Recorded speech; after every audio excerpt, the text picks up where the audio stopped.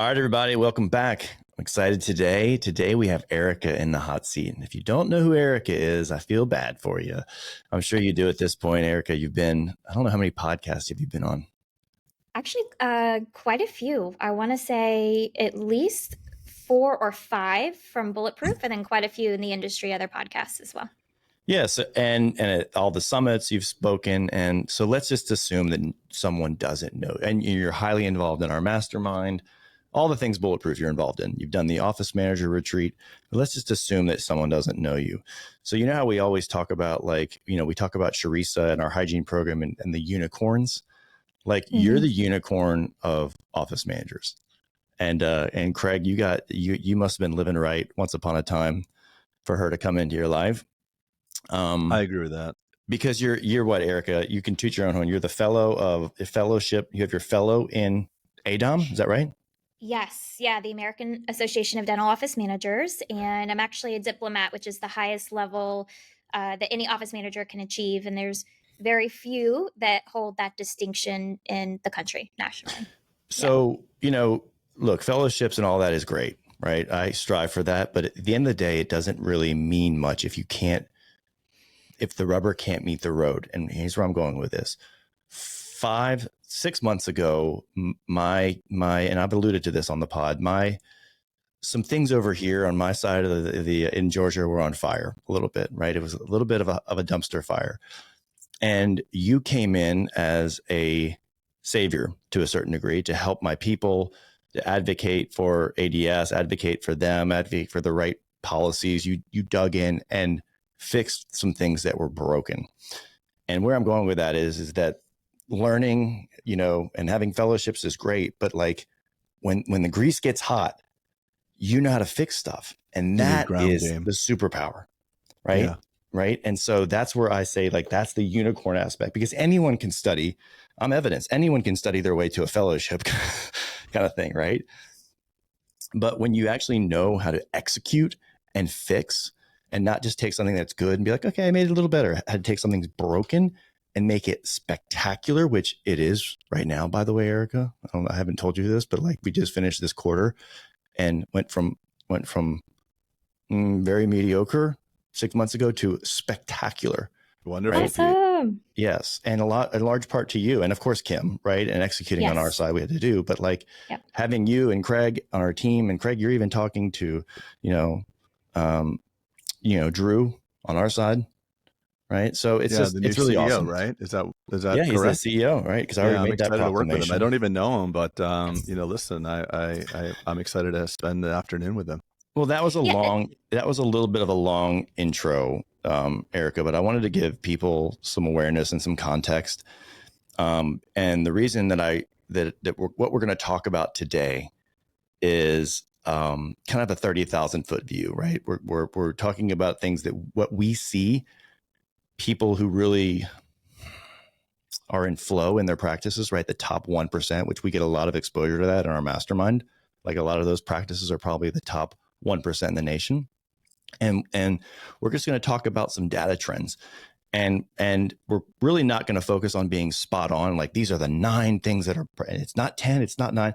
We're just going to be directionally correct to talk about some of these things so that the person listening can ideate and audit their own ecosystem, if you will. Right. Craig, anything to add? Erika, anything to add on that? Yeah, I think also, the metrics that we talk about, sometimes people take things so literal that they lose context to what's most important in their specific practice, because they may be excelling in certain parts and only one or two of these metrics will actually move the needle versus them focusing on all 9. And it's really unsustainable for the team. And I think that what's important when you do learn and when it comes to implementing is that there's this psychological thing that happens that once you know something's broken or needs to change, that it has to be done right now. And I think the speed of execution is important, but when you have a team that you have to rely on to execute those things, it's overwhelming and people actually are paralyzed in some way. And so, I think as we go through this, it's important to understand what to look for in your practice, have context to what your practice needs, and you can't overwhelm your team. So let me start with a few. I'm going to double click on the word paralyzed because we hear that in dentistry a lot. So you're saying basically, and we see this honestly a lot in first year masterminders where they get exposed, what they didn't know kind of thing. And they get exposed to so many things that potentially they could do or need to do or should do. And it causes a little bit of overwhelming, right? And so you're saying the same kind of thing happens with just once you dig into, like you said, the metrics of the practice, it can be paralyzing because you don't know what lever essentially to pull first or what to do first kind of thing. Is that okay? Absolutely. Okay. All right. So let's just jump into it. Again, this is a directionally correct. I'm going to pull up I'm going to pull up my PDF here that I've made for today's discussion. It's always nice to have some medium. Y'all see that okay? Yeah. Perfect. All right. So again, just name this, that 9 secrets only the top 1% of dentists know. All right. So Craig, we're getting into a little bit of a marketing thing first. And this is in no order of importance. So number 1 is not the most important. Again, it's just to talk about things. This is talking about acquisition cost. And of course, we all know and assume that the inbound leads to our practice are highly important, right? So when you know your acquisition cost or actually what is working in your marketing, it has an ability for you to double click on that, right? Well, I know that this method gets me, if I put $1 in, it gets me 2. And I know that this method doesn't really work so well. Erika, any comments on this, knowing your acquisition cost? And then maybe Erika, you could extrapolate how would someone go find that? Yeah, I think what's important about this and what we do, we do have a team of people that help us with our marketing. So, some internal and we work with an external company, and we meet with them every single month so that we're reviewing our numbers. So it's not only knowing what you need to look for, but then actually setting aside time to look at the data that you got. And we talk about what all of these things mean. When it comes to the new patient acquisition costs, it fluctuates and it varies. And especially if you're in a seasonal location, it may cost you more during high season and less in others. And you have to understand what's going to lead to the ultimate result, which is number of patients in the door. Some of these metrics, and as we get through some of the others, I don't want to get ahead of myself, actually pull on each other because you have patients coming in and then also patients leaving the practice. And we'll talk a little bit about the call center because you can have the phone ringing, but if your team isn't good at converting those calls to appointments, there's lots of holes that can be affecting the expenditure that you have within marketing. When you do a new patient acquisition metric, when you're getting that data delivered to you, are you wanting per medium, meaning here's our YouTube, here's our online or whatever, here's our billboard, or are you just saying we had 300 new patients or 200 new patients and we had this amount of revenue from those patients, right? Meaning it's including internal referrals, it's including external referrals from patients, kind of thing. Or yeah, go ahead. We get both, and even when we get to the P&L later on, I like to know in a micro level, and my world is details. And, and I think like you guys are visionaries and you think big picture and you have direction, dreams and ideas. And then in my world as an office manager, I'm on the front line executing and working within like the day to day. And so we have both. We have the average patient acquisition cost, but then by medium, which of those is costing us more versus which is costing us less, but leading to effective conversion, which the patients are scheduling appointments. We're super excited. We do put a lot of energy in our team members, excuse me a second, and referring patients. And not necessarily incentivizing, but talking about it often through our reviews. And, we know as a human being, and I tell my team as well, so we're talking about how do we get more patients? Well, how do you as a human being engage in other businesses? Because we don't have to look far in saying this is what the consumer likes and what the consumer wants. Yep. And we're consumers. So just kind of put yourself in that position. So let's break it down a little bit. And I know this here's a question I get all the time. Well, what should my new patient acquisition cost be? right? And there's, unfortunately, and I hate when people do this to me in my own life, there's follow-up questions to their questions, but I always do this to people like, well, okay, well, do you know, here's some certain things, like, do you know your average production that a new patient is going to come in, right? What is your lifetime value of potential patient? Well, even said more simply, Peter, if you're kind of a patchwork dentist, and no disrespect to those doing the patchwork, because we all need every type of dentist, but if you're a person that the average patient that comes into your office, you do $275 of production on them. If your acquisition cost per patient is $400, that's not going to work for you. Right. Or if you're an all-on-4 Maven and you can do, or an all-on-X Maven, I should say, and your average patient that shows up is worth $15,000, then you could afford to spend that That's same right. $400 something dollars. There it is right there, Craig. You nailed it. Yeah, the question to the question is really important. And what's happening in dentistry is that people know enough to ask good questions, but they haven't done the independent analysis of what they're trying to create. So they're asking generic questions like, I need more marketing. Well, what do you mean? How do you know? Well, I just know I need more money. Well, if you can't accommodate a new patient for 6 months and you spend more money on marketing, you're just going to spend more money to piss people off. But you're right. Like this is yes. It's so common that we have this issue. Yes. So, and I want to give a ballpark answer for someone, and then we'll move on to number 2. Because I think like Erika, I think to your point, some of these things start overlapping into some of the other 9 that we're going to talk about. So we'll get off of this topic, but like, are you guys okay disclosing what yours is potentially, just as a ballpark, just to give people some context? Yeah, ours is actually pretty variable. One, for people that don't know, we have a massive practice and we're multi-specialty. So we do get the, big cosmetic cases, FMR surgical cases, endo, in addition to what we do on the general side. We do have a high patient retention, which is great. We take a lot of pride within that. But, ours could range anywhere from $3,000 to, $50,000, for our patients because of the nature of the work that we do in the specialty. Yeah, because you do the all-on-X cases, like Craig is saying. So it depends on the specificity. And we blend them all. So we don't, where are we at right now as far as cost per acquisition? Do you know? I know we're at like 167 at one point. I just don't know where we are currently. Do you have that information handy? Yep, we're right around there. Coming into the higher season, our acquisition costs do get closer into the 200s, 250s. Yeah, there we per go. patient. That's what I was looking for, and that's kind of where I found that I looked at the data over the past, let's call it the past, I think it was 7 years, and it's right around $212 was kind of our blended. So, well, you're also fee for service too. So that's true. For those listening that have some degree of insurance participation, you put a little bit of marketing dollars and you're in their network. It's not so hard. Yeah. I think to your point, Craig, this is definitely not a one size fits all metric, but there's fee for service, there's multidisciplinary, there's specificity of all-on-X, we have a tremendous amount of internal referral, all the things. So, but everyone always asks, what should it be?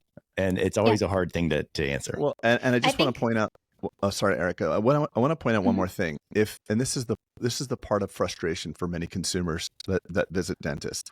If you take the average person and you bring them to 10 different dental practices within the same town, the treatment plans could be from literally $0 all the way up to SRP and full mouth reconstruction. And the reason for this is because dentistry is like home repair. Your roof is not really falling down yet, but there's structural issues in your roof that if you don't spend money on today will cost you a lot of money in 7 to 10 years. It's our belief in this practice that you deserve to know all of that information. So at our practice, we will talk to you about the incipient wear that you have on your teeth. We'll compare your iTero scan from 2021 to 2025 and show you that you're wearing some of your teeth down. Does that mean that you need to run out and do clear aligners and Invisalign immediately? No, but if it was me in my mouth, I would want to fix it before it becomes a bigger problem. And, I remember a long time ago, Peter, you're old enough to remember this, but I think like Reader's Digest or Consumer Reports went out to different dentists and they said, we can't trust dentists because we went to this guy and it said $500 treatment plan. And this guy said $50,000. I remember that big controversy, right? Right. And the thing is about that, both of those dentists are not wrong. It's just, what is your threshold for disaster? Like in my world, I would rather fix something that I know needs to be fixed while it's small and inexpensive. But most people, or many people, would like, I don't care. Wait till my roof that falls article, down. I remember that, Craig, and I won't, but they wanted it to be almost like they expected dentists to be like, hey, I have a broken car and here's the error code, and they couldn't find the error code. And there was only one right answer. And to your point, it depends on your training. It depends on your methodology. It depends on the level of what you want to help people out down the road, right? Ideal treatment. And so it was definitely a I don't know, a roast piece, but luckily it was 20 years ago. And just to bookend it as well, it's that, so when you're looking for an associate or you're looking to sell your practice or whatever, the philosophy of dentistry, and I have a unique purview, I know, as do you, Peter. I've had 30 different associates working in the practice. And what I get to see time and time again is all dentists are not created equal. Not that they're better or worse, but the philosophy of care is so incredibly divergent. Let's look at like occlusion. It's like religion. You can't even people either think one way or another. They can't agree on anything. So you have to really determine what your what your practice philosophy stands for. Okay, let's go to number 2 for that. The production per visit. And this is going to be, so number 2 and 3 are highly correlated. One is production per visit, and then one is the average production per visit. So number 2 is where you're actually able to identify it per provider. And so I know you guys do this, right? The software can give you a lot of indications, but it's good to kind of identify this.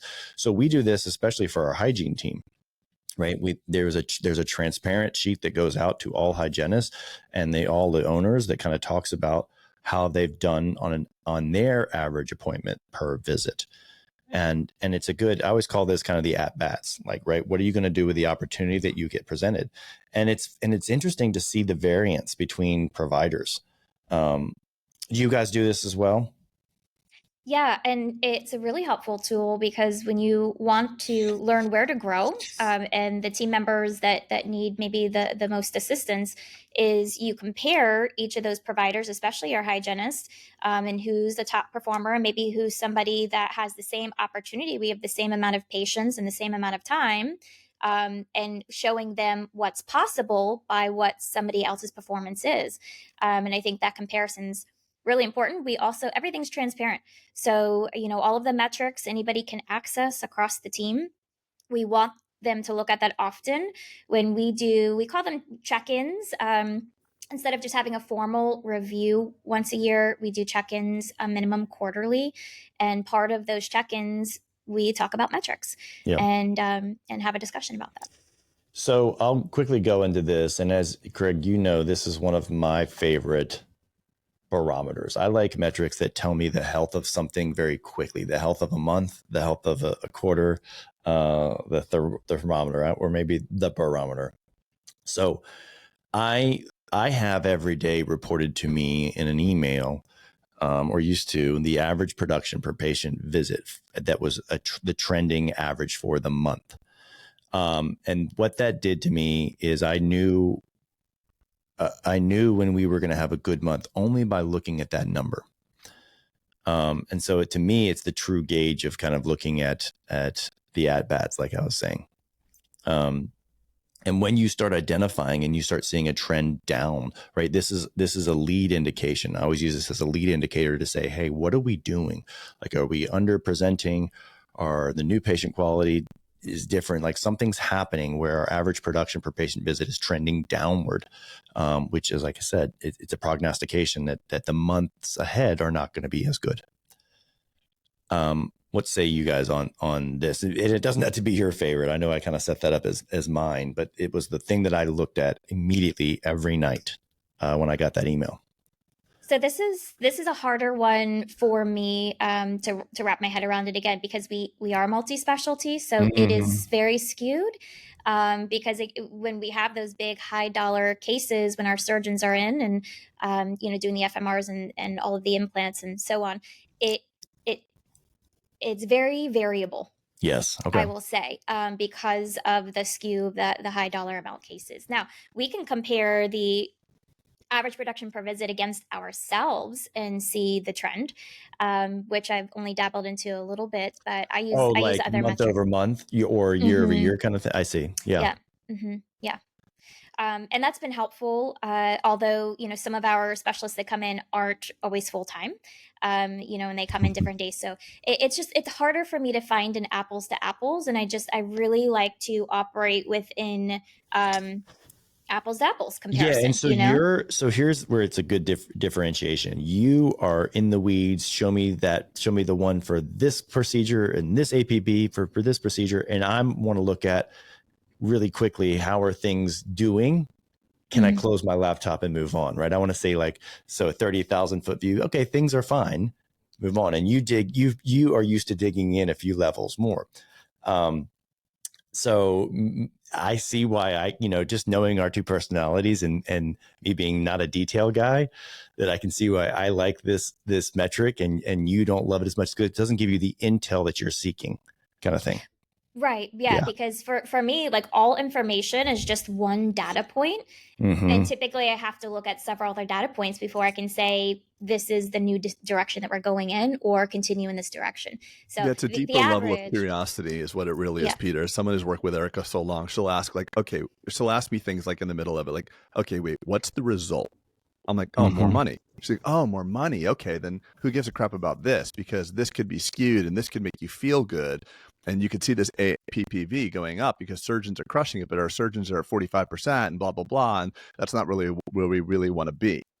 So if the result, and by the way, I just want to, these three metrics, by the way, most of the people that are listening to this podcast, I'm going to bet they don't know any of these numbers.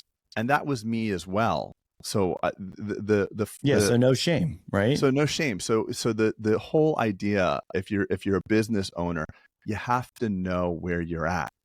And these are all about just knowing your numbers, knowing where you're at, or else you're flying blind. You say, I feel so busy. My God, I'm booked up for 6 months. It's amazing. I'm so busy. I can't even pee.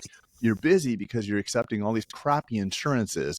Your fee-for-service patients are not willing to wait for 6 months to see you. And you're on this treadmill and you can't get ahead. So, and that's the pride of dentists, because dentists have an independent need to be busy as well as profitable. And I think sometimes busy trumps profitable. Yeah, and I have to add to that because you have to have a built-in cadence to be able to look at these and to be consistent with it. And just the owner or the doctor having this information doesn't translate to now the team has the information that's actually doing the day-to-day things that will provide results or not. And so every point that we have the opportunity to relay this information to our team, we do. So at huddles, we're talking about specific metrics that matter in that moment. In particular, collections, treatment acceptance. We are also talking at our providers. We have many associates at their reviews. We're talking about their individual performance. Same with our hygiene team as well, and our treatment coordinator. So even our call center, we talk about the number of calls that we've connected, the number of patients that were appointed, the reasons why they weren't appointed, and we track those metrics. So the team has to be included and also understand and have the same level of these metrics that you do. Yeah, so it's like levels. The first level is knowing the information, right? Obviously, important level.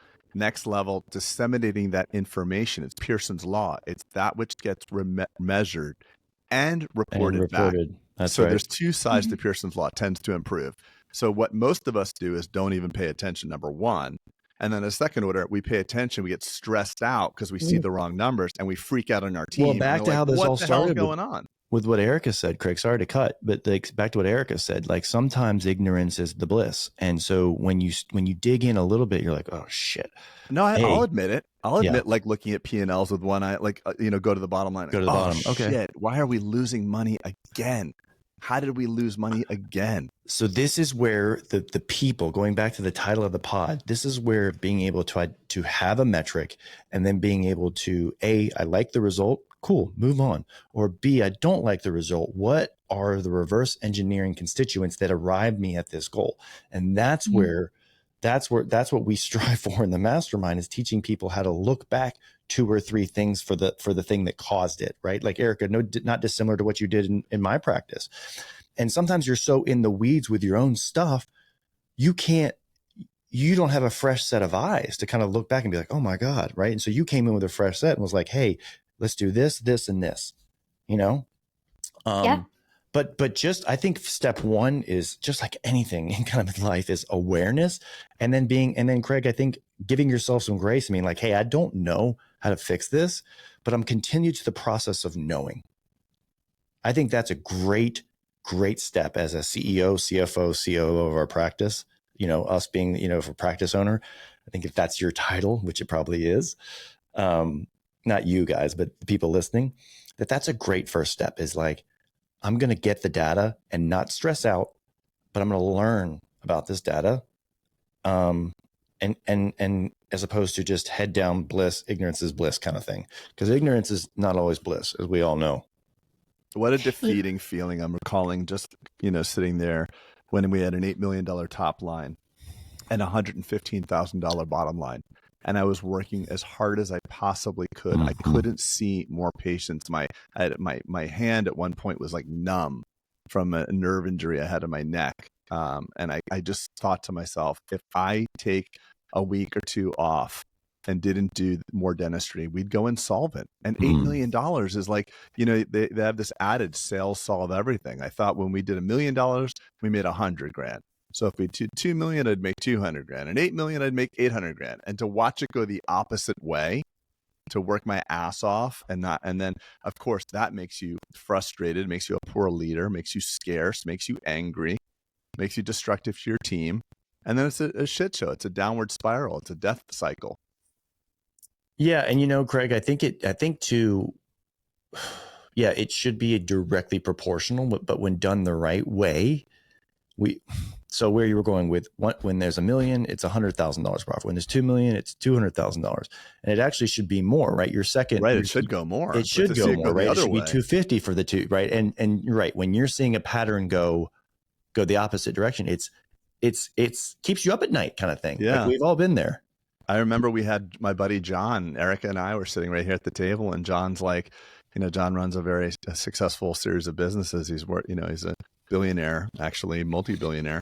And he sat down with us. He's like, so wait, you pay your team for 45 minutes at the time or 30 minutes a day for huddle?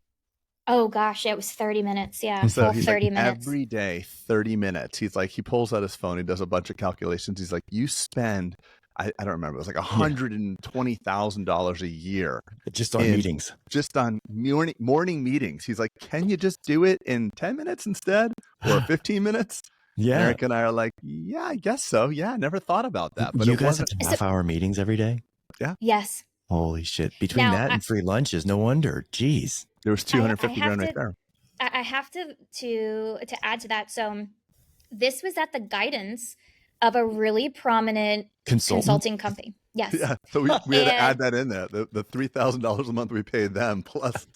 Yeah. But I think here's what's also important too. And, when people realize, wow, now I know there's a lot that I don't know and I need help. And they go to look for that help, whether it's a mentor, coaching, or a consultant of some sort. And even the best of the best, you think about sports, they all have coaches because you need that outside perspective to get better at what you're doing.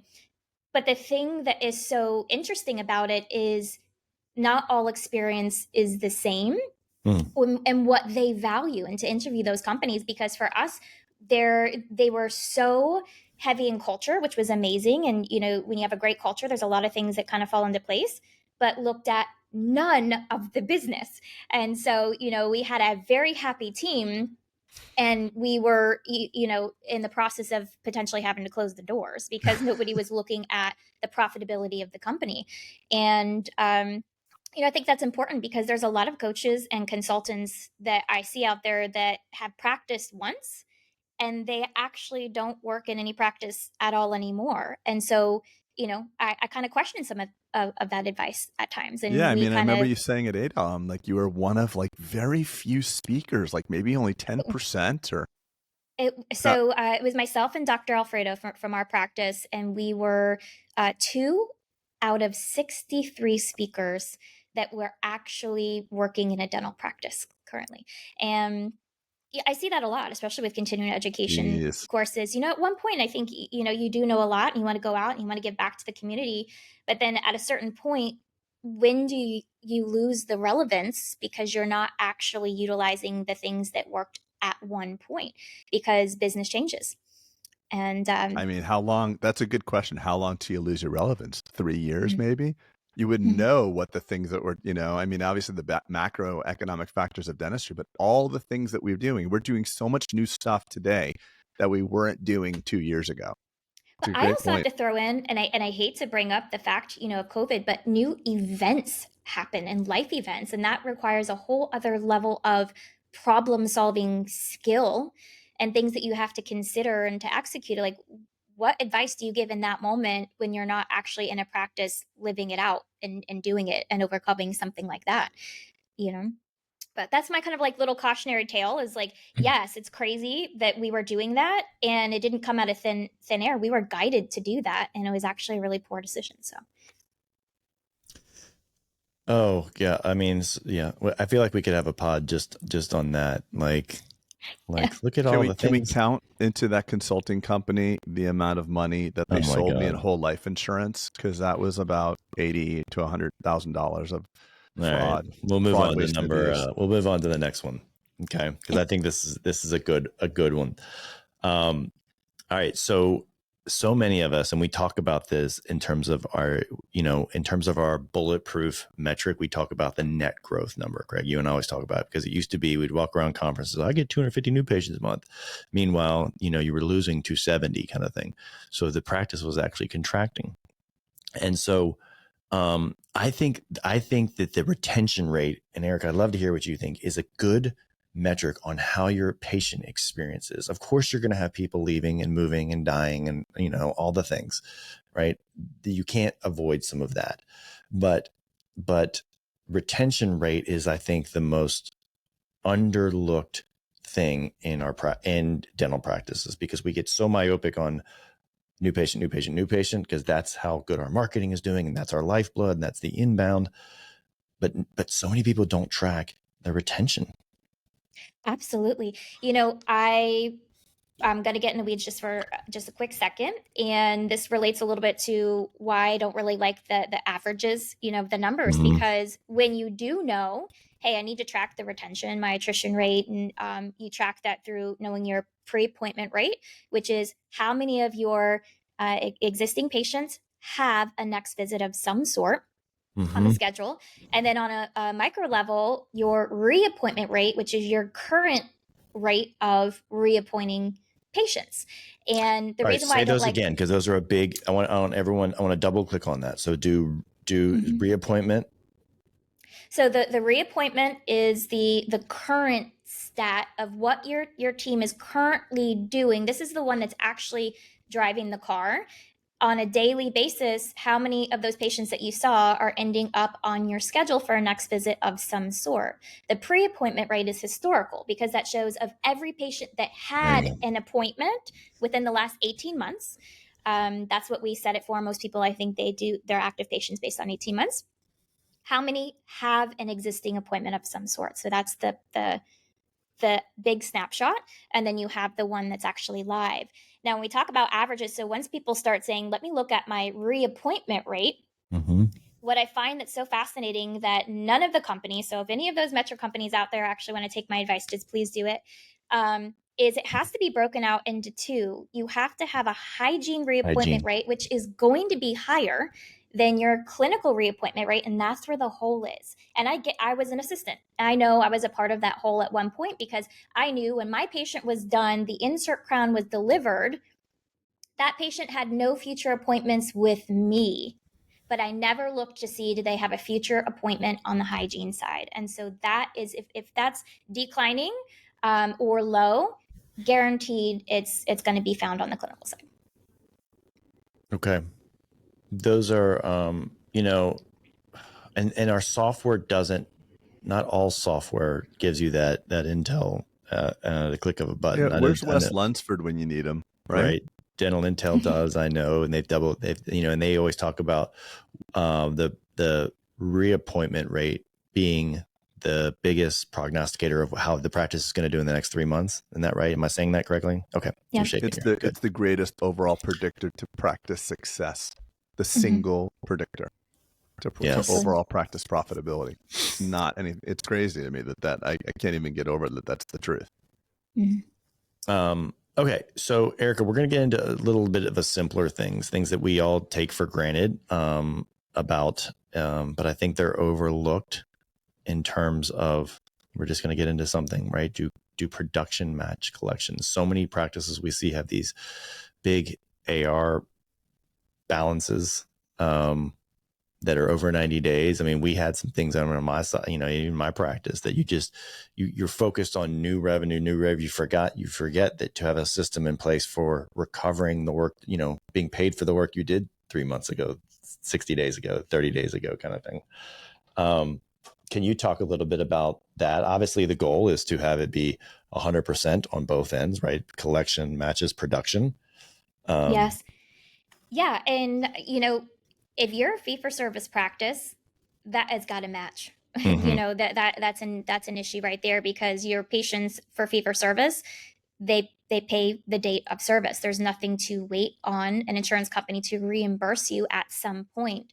So if you are a practice that does take insurance, you're going to have some difference. And the industry standard is you want your collections to be at least 90% of your production, accounting for that 10% discrepancy, where an insurance company could take 3 to 4 to 5 weeks sometimes to reimburse the practice. Okay, so regardless of the type, I guess any practice that takes a level of insurance should have at least 90% of collections matching. Of production and collection matching, right? Absolutely. Okay. Absolutely. The other thing that you also have to consider is the amount of things that you're discounting or giving away. So, if your production's $1,000, but your collection's $500, were there any discounts or any reductions of any sort, done on that procedure? And that obviously is going to skew it. Everything I do, again, it goes back to micro. And so even for the adjustments that we do in our practice, it isn't just one code in your ledger that's adjustment. I have 10 of them, probably close to 10 of them. And it's going to, it's service adjustment. It's going to be things like insurance adjustment, charity case,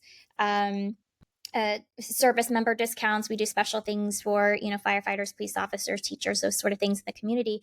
And so, but I want to know a new patient package, for instance, if you're marketing a new patient package and a slight discount on services, you want to know exactly where are those discounts going, and why isn't my team collecting that money? So, if you have a bigger problem or not. Yeah. So you want to give attribution to the things that shouldn't ping you as much, so to speak. Right. So sometimes they'd be like, oh shit, we're at 85%. Well, I forgot about the charity and the case we wrote off and this and that, the things that this is truly a metric of just seeing how efficient you are with collecting what's due to you from an insurance company or maybe an outstanding balance from a patient that hasn't paid. Right. Yes. But and so this also, go ahead, Erika, sorry. On the other side of that is sometimes people can see that number and be complacent in the sense of, oh yeah, it's probably related to something like this, but you're assuming, and you're not actually checking the number and running that report, because some of that could be coming from bad debt write-off, for instance. So we actually, with our patient refunds, if we do any patient refunds, there's a category for patient refunds. How many patient refunds, how many patient refunds are we giving, and why? Because that's concerning. To me, at first glance, a patient refund could indicate a patient is unsatisfied by some level of care that they received. So not only do we have a separate category in our ledgers to be able to track that, but even in our P&L, any refund check that we write back to a patient, the person that processes that actually has to write the reason. So, you just can't be complacent, look at the numbers and assume that there's a reason. Track the reasons, and then you'll know, and you can make action on that. Got it. Love it. I remember just one fun story is like when Erika started getting involved with the financial aspects of the practice, and she said to me, like, hey, your sister, like, you realize that you pay for all of her dental work. I'm like, what do you mean? She's like, yeah, well, that she doesn't pay for anything.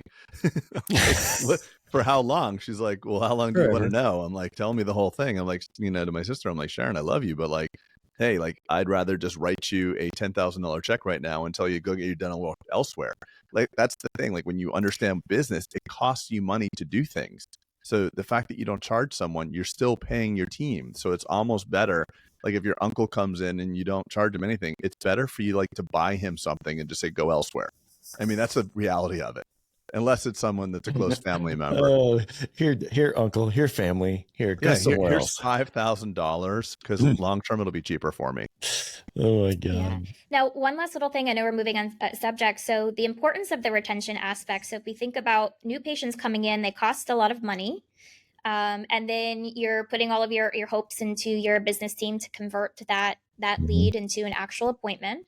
And then your team has to do the big production new patient show when they come, and you hope that they build the rapport and have the trust to then accept treatment and schedule. It's actually very hard when you're talking about new patients in terms of cost and time and money. Your existing patient has a relationship, has trust, and actually will accept more treatment. And so that's why it's important for the retention aspect. Amen. Not to skip over. Yeah, we all get romantic, Erika, about the new person, right? The unproven person, the rando, for some reason that we have no history of accepting treatment or whatever. And we're like, oh yeah, but those existing patients, forget about them, right? Meanwhile, we have people that we know will say yes to treatment. We have people that we know need some of this treatment, kind of thing. But it's just not, for some reason, we got told that it's not as exciting, and it's super exciting. It's just as exciting. All these hygiene checks, like, oh shit, I have to do all these hygiene checks. Like, that's the fertile ground. Yeah. If you treat your existing patients like your new patients, you won't have any room for new patients. That's true. God, Greg, we need to quote that for the pod, Greg. That is a good, that is a good one. It's like, look, if you treat your spouse like you treated her when you're dating her, you won't have a new spouse. Yes. Same thing. It's just human nature. We tend to like the new thing more. All right. So number 7, I was kind of just looking at where trends of where you see, high performing, the 1% practice is doing, and they're presenting bigger cases, and they usually have something that they love to do. Like, for a while, you guys were doing a tremendous amount of Invisalign, Craig. Like, that was your focus, was Invisalign. And so you guys were closing a lot of high volume of cases of Invisalign every month. We're at the highest level of Invisalign now. Oh, maybe now. Okay. Yeah, now than we've ever been. Okay. We're the number one in the Southeast region for our rep, which is crazy. For me, on my come up, it was like veneers, right? So being able to talk about cosmetics. And so, look, we all know that there's evidence of practices that can be just straight bread and butter that are 1% practices. Look at Trey Tippett, right? Doesn't focus on anything other than just need-based dentistry, and does a whole lot of that, right? New crowns, quadrant dentistry. But some of these outlier practices we see when they get their hygiene covered, right? When they have a robust hygiene department, and they have a robust restorative department, when they start getting into the specifics of bigger cases, like some all on S, but maybe we'll add all on X kind of thing, or veneers or implants, that's when you start seeing things take off, in my opinion. Yeah, I have to put this back in, as a consumer, the comment earlier, I have been to medical facilities as a consumer. I don't know the questions to ask. I just kind of know either how I want to feel or how I want to look. And I might not even know how to articulate that even in the form of a question.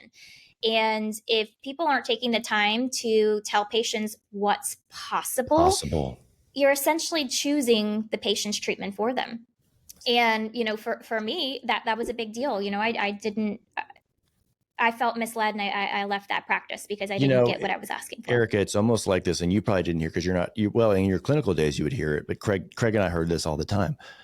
When I would say, hey, if you got any friends, that would like to come here, kind of thing, when you go to ask for the referrals, they're like, oh wait, you guys are accepting new patients? Can you get my friend in if I could you do me a favor? Can you get my friend in? And you literally just want to be like, what have we been doing here? Yeah. And so remember when we talked about it in the mastermind, Craig, on and I gave that tip about the waiting room and the program to use in the waiting room and we had a bunch of masterminders like, dude, it was the greatest thing we've done, because to your point, Erika. Oh, we just implemented. Thank you for that. It gave, you're welcome. It gave awareness to people of what's possible. Yes, we do the procedure. Yes, we do the All-in-X. Yes, we do Botox. Yes, here's all the things. Here's the benefits. And it was the waiting room slideshow kind of thing, or the waiting room media, if you will. But it's really good, and it's converted. And we had some great feedback for providing that for masterminders, and they came back and was like, dude, that single-handedly changed the conversation back in the clinical area, right? Like, that's so meaningful and so important that a lot of times when I am working with, some of the clients that we have and we're coaching, consulting, and they build out a really great system for a patient experience, but it's a secret. And, the patients don't know how special you have it or what you provide that's so special unless you communicate that and take every opportunity to do it. Not only the slideshow, but in addition to that, a lot of times the things that you have typically are going to be like your magazines, your cosmetic magazines, or, what Teen Vogue, whatever they are. And actually in our practice, we have culture books, and we like to highlight and feature the really cool things that we do for our team and the impact we make in the community, because that is special. But Erika, wouldn't you agree? Let's just take like a basic practice, one that Patterson built for you kind of thing. It is unremarkable in its appearance, doesn't have art on the wall, doesn't have any of this on the table. It's an unsustainable thing to rely on. Let me tell every patient, or let's rely on the team to, hey, we do Invisalign. Hey, we do veneers. Hey. It's an yes, could it happen? Let me spend the time and tell everyone all the things that we do, but it's an unsustainable model. So we have to look for these tertiary and secondary things that are prompting people to ask the questions. And our team, like, hey, did you know we can fix this? Hey, did you know, because we forget, and even myself, I just assume a lot of times patients know we offer the service or that we take new patients. I feel like, duh.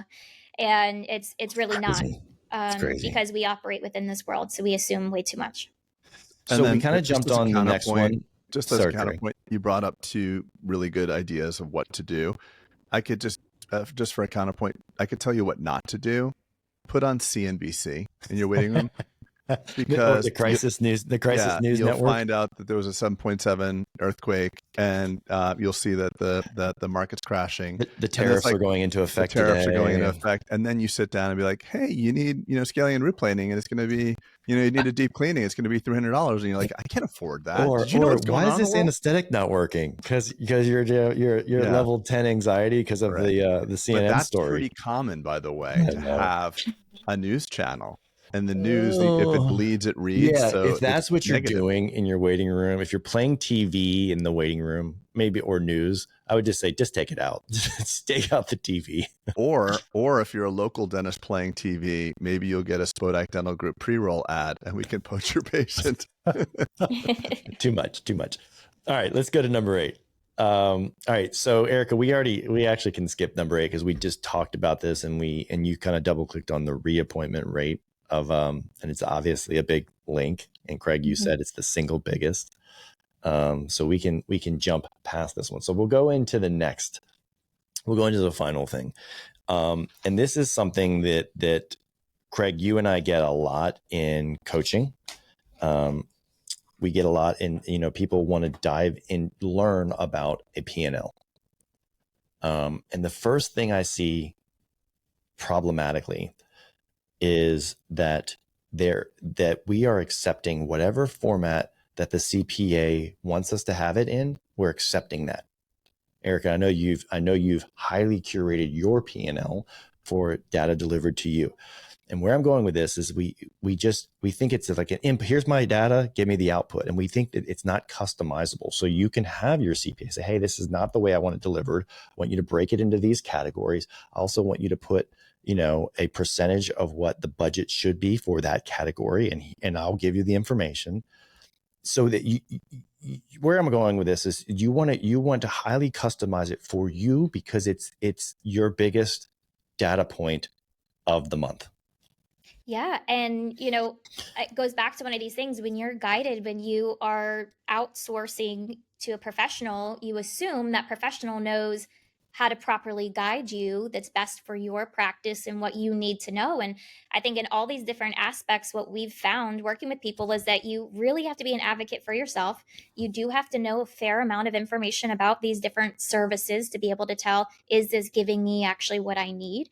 And especially with that, when we talk about the details, when you see things in averages or everything lumped into one, let's say my lab bills, I have one line item for lab bills.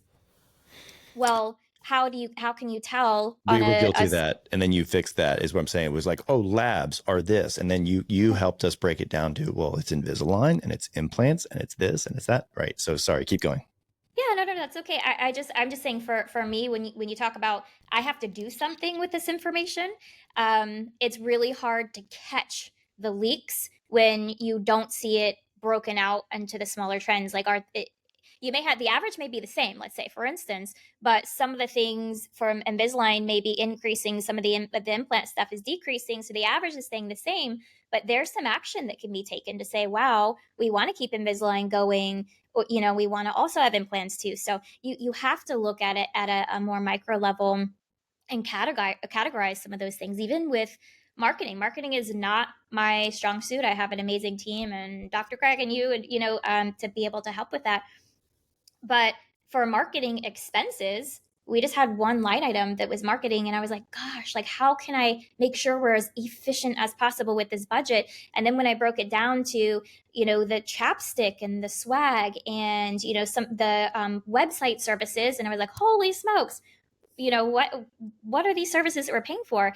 And it allowed us to take some action to negotiate some of the rates. And, we made better decisions because we had better information. Well, just the idea of like you coming to me and saying, "Hey, do you really like the chapstick we give out?" I said, "Yes." Do you like it for $13,000 or $15,000 a year? I was like, "Whoa!" It's just knowing. Knowledge is power, and that's what. If we want to just kind of sum up this last 9 points, it's just, do you know what's going on? That's it. That's all. Do you know what's going on? And if you do, are you willing to take the action? Are you willing to discover and take the action? But don't do what Craig, you probably did maybe a little bit more than I did, but you go to the bottom line, look at it and close the email. Like, did I make money or not? Right. And that was it. And I did that probably. I'm guilty of that as well. Well, we're similar people. So that kind of highlights Erika's point that you need your team. So you don't want to, it's fun to hire people and work with people that are exactly like you, but you'll get further ahead when you hire for your weaknesses. So Peter, you and I are go fast, break things, make mistakes. Let's go fast. Let's figure it out. Let's just make big moves. And then that's great for building a business. But once you build it and it needs to be run, it needs to be careful, curated, cautious, systematized, everything you and I hate. So that's the zone of the Erika, operator. For people like Craig and I always thought the greatest gift would be, if there's any CPAs listening, the greatest thing would be to, once you've identified your parameters of what was good, right? Like, let's say you wanted your marketing budget at 2%. And all you'd have to do is look over in the column, and if that 2% was in green, or 2.2 was in green, you could be like, cool, done there, green light, right? But if that number was in red, then we, we visual guys could just be like, oh shit, let me dig in. But again, going back to what I was saying, that interpretation of data is step A. Awareness is one. B, the interpretation is good. But then lastly, being able to figure out what got you there is kind of where you achieve mastery level for your dental practice P&L. Yeah, and I think, just advice for anybody that, again, may be hearing this and saying, wow, there's a lot of things I didn't know. I'm really overwhelmed and I'm not even sure where to start. We have so much access to information nowadays, which is amazing. I mean, you can almost Google or ask ChatGPT anything and you'll get an answer, of some sort. But I think the first thing is get your data, take a look at your numbers. The other thing that I most commonly see where people fail is they'll get the numbers and they'll say, oh, we're at 10%. Immediately the goal, has to be 50%. You have to have it. goals relatable to where you actually are. So if you're at 10% and that's bad, you need to have incremental increases in the goal. So let's say the goal is 15%, and you have to steadily grow, because when you set goals too out of reach in the eyes of the team, they're going to be paralyzed in that moment. They're going to think it's unachievable and it's not worth the effort. So pace yourself. This is like my strong suit, where, I'm the turtle, but I like to slow and steady and consistent and reproducible. And, You're the turtle, so and Pete and Craig are the frenetic rabbits that just want to, what's this? What's squirrel? Zigzagging, but not going forward progress. Erika, you will be speaking at Summit, correct? Yes. What is your topic again? I know it. I've got a few different topics. One of the ones will actually be on P&Ls, profit and loss statements, and how to make sure that you not only know how to look at them, but also to give some advice on the proper categories. And then when you get the data, what are some of the actionable things that you can do that creates a positive impact in your practice? I always do a course on leadership. The leadership courses are always for anybody. I think even for myself, I go out, I still do continuing education. You do. I like to learn what's out there, and leadership is for every position within the practice, whether you have the title or not. And then I will be doing office manager specific content related to creating systems and communication. So if you heard that, Doc, if you're a doctor listening and you're like, I'm not going to the Summit, at minimum, send your office manager so that she too can become the unicorn. Maybe she's your unicorn. Maybe she can become more unicornish. But at minimum, send it. These summits are not just for the doctor. They are for the team, the office manager, the hygienist. It's where everyone can up level, as well as use this time so that everyone can get in alignment. Because if we've learned anything in dentistry, and Craig and our combined 50 years, if we've learned anything, team alignment is the greatest power. When that boat is rowing and you're sitting there watching the boat go down the river super fast, I always think of that. I don't know what those kind of boats are that are like super skinny and everyone's rowing and there's a guy on the back. A crew boat? It's maybe a crew. Okay. Yeah, maybe. Yeah. But they go super fast, but it's everyone rowing in unison. That's what I think about as like an aligned team. And that is my wish for the outcome of a summit, is everyone gets crystal clear. There's acknowledgement of what they want to do, what they want the year to look like, what they want their goals to look like, and how they're going to execute. And then you do it. And like, that's the leverage. Naval always talks about like leverage in your practice. I assure you, going to CE by yourself is not effing leverage, right? Because it is not leverage. It really isn't. And I wish someone had told me this early on. And I wish some of my dental mentors had been like, hey, don't get 4 fellowships by yourself kind of thing. Don't learn all this shit by yourself, because you will be the island of frustration for everybody, for yourself and your team, because you will have all this knowledge and no one else, and you didn't bring anyone else on this journey with you kind of thing. So, yeah. I love what you just said. I hear a lot of people that's the big gap in dentistry. We are not investing, aligning, and leading our teams. If you can truly lead your team, if you can get out of the way, give them some information, help them understand directionally where you want to go, and then let them do it, all practices could be wonderful. It's true. Amazing. So, by the way, both of you, check out the Summit page has been updated. There's a ton of new content. Actually, we uploaded the courses because that's something that people will not pull trigger on until they can see the course descriptions. There's a ton of new stuff on the landing page. So those of you listening, check out Bulletproof Summit. It's in Orlando. It's at the Ritz-Carlton. It's $215 a night at the Ritz.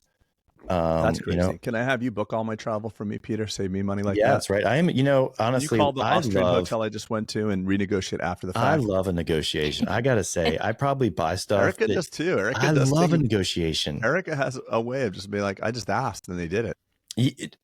There's a standing rule that I tell people in my realm. I'm like, ask for 20 and typically you'll get 10 off everything you do. Everything. Everyone has kind of 10% wiggle room. So you're saying ask for like a 25% like tariff for example, correct. And then you wind up with 10 is what you're saying. Hey, you gave me this quote to put this sign up. It's 5,000. Can you do it for 4? Nah, I can't do it for 4. I could probably do 4,500 though. Okay, we both win. Erika, last comment. Any closing comments about all this nonsense that we've been talking about? No, I love it. I think, for anybody, I get this a lot actually, for people that are like, well, I'm at a disadvantage because I can't find an Erica, or an Erica doesn't exist, or I am a unicorn. And, in some ways, obviously, we're all unique and different, but 90% of it is the investment in my learning. And so working for a doctor, Dr. Craig, believing that training your team and sending me to CE and investing in that is absolutely well worth the ROI. And that, sorry, I got distracted. And that's absolutely worth it. So I have grown into this position. I did not just wake up and submit my resume with the knowledge that I have. It came from experience. It came from doing a lot of things wrong and failing and discovering. But it ultimately came down to working for a practice that believed in having a highly trained team. So it's patience and time, but anybody can have the knowledge that I have. Last thing I'll say, I was listening. I try to listen to the Naval podcast, the Tweet Storm, every year, Craig. That one that I had printed. I started listening to it again this past weekend, and he was talking about the versions of luck, right? Where you can be just lucky, like won the lottery. There's the second version is you're kind of you're stirring up things, you're trying things, and you're doing things, which is just what you're saying. Like you're trying, sometimes you're failing, but you're still stirring it up. And he's like, so much luck comes from just things coming out of this swirl, if you will, right? And people not being afraid to take some chances, calculated chances. And I think that's a great culture, like you're saying. The culture of the practice was, we're going to try this. We're out there on the edge, and I know there's no repercussion if I'm wrong, kind of thing. Yeah. And so I think that's a great culture to have. Anyway, okay, Craig, we're over an hour. Erika, thanks for coming and joining us. I would like to get you on here more regular, because I think that you're a crowd favorite, and maybe we'll come up with a more specific. I know I kind of threw out this broad topic of, here's the 9 things, right? And you're probably thinking like, these aren't the 9 things that I would have done, but we could talk about more specificity, right? More laser focused stuff with some shorter pods would be cool too. So absolutely. And I think that for, any of the listeners, even being able to pop in, what are some of the topics that are meaningful to them or helpful or useful, and we can create that based off of that. But for sure, one of my big ideas that I would love to do is a hygiene business school. Because I think a lot of the hygiene content is on leadership and, becoming a remarkable clinician, but maybe not so much of the focus on the business side. So yeah. Love to tap into that. So good. Well, thanks for being you. I appreciate it. Even on my side of the economic table, our practice is thriving, and you are a big catalyst for fixing things. So thank you. Awesome. You're welcome. Thanks, Erika. Thanks, Pete. Okay, guys, have a good day, and we'll see you next time. Bulletproofsummit.com. See y'all, everybody. Take care.